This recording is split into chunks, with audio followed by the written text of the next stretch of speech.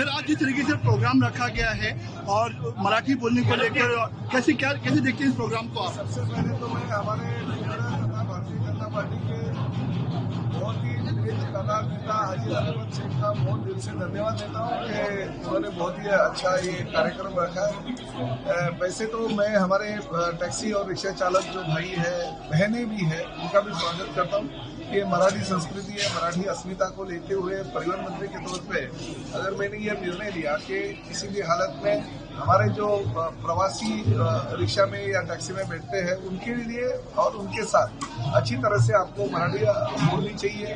वो जो मराठी भाषा में बात करते हैं आपको आनी चाहिए और ये व्यवहार की भाषा है। हम ये नहीं कहते कि आप अपने घर पे जाके अगर कोई हिंदी भाषिक होगा तो आप मराठी में बात करो। हम ये भी नहीं कहते कि आप MA का डिग्री लो और कोई PhD मराठी में करो।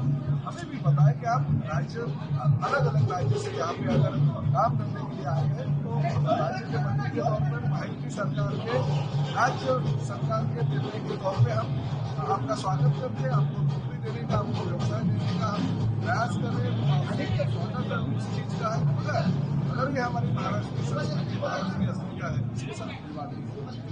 हमारे जो प्रवासी है राज्य के कोने कोने से अगर आते हैं आपके रिक्शा और टैक्सी में बैठते हैं और उनको अगर हिंदी नहीं आते हैं तो आप उनके साथ मराठी में बात करनी चाहिए।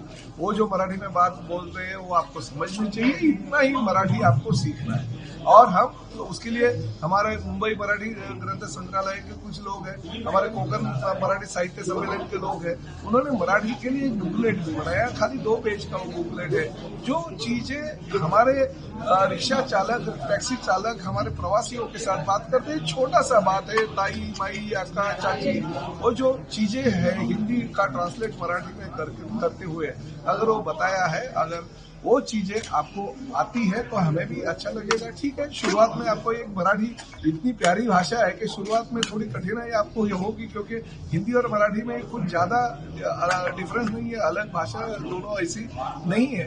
तो आप अगर शुरुआत करेंगे तो अच्छी तरह से आप सीख पाओगे। अगर शुरुआत में आपको अच्छी लगी तो आप पूरी की पूरी मराठी सीखने की कोशिश करें, उसके लिए भी हम बुक्स आपको दे देंगे।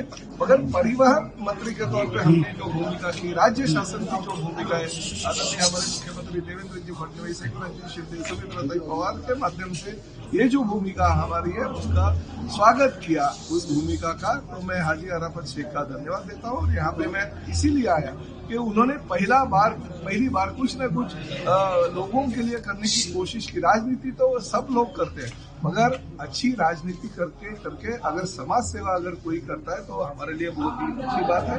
हम भी उनका स्वागत करेंगे और भविष्य में और भी चीजें उनको अगर जरूरत पड़ेगी तो राज्य शासन के माध्यम से, ट्रांसपोर्ट डिपार्टमेंट के माध्यम से उनको प्रोवाइड की। क्या ऑटो चालक को क्या यहाँ बताया जाएगा, क्या ट्रेनिंग दी जाएगी? क्या नहीं, ट्रेनिंग तो जो है हाजी भाई दे देंगे मगर हमारी जो पुस्तिका जो हमने कोकण मराठी साहित्य परिषद और मुंबई मराठी साहित्य परिषद के माध्यम संघ के माध्यम से बनाई है उसका विवरण होगा।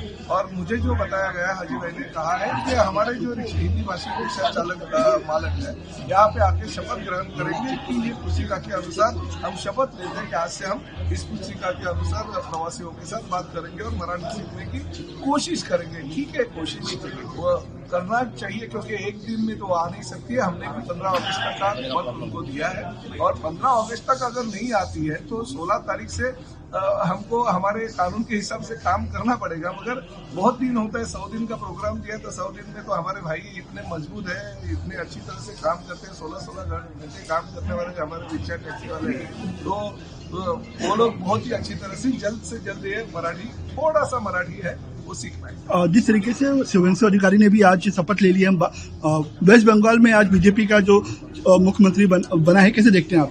नहीं, बहुत बढ़िया है, बहुत अच्छी बात है। आदरणीय नरेंद्र मोदी जी के विचारधारा का ये परिणाम है।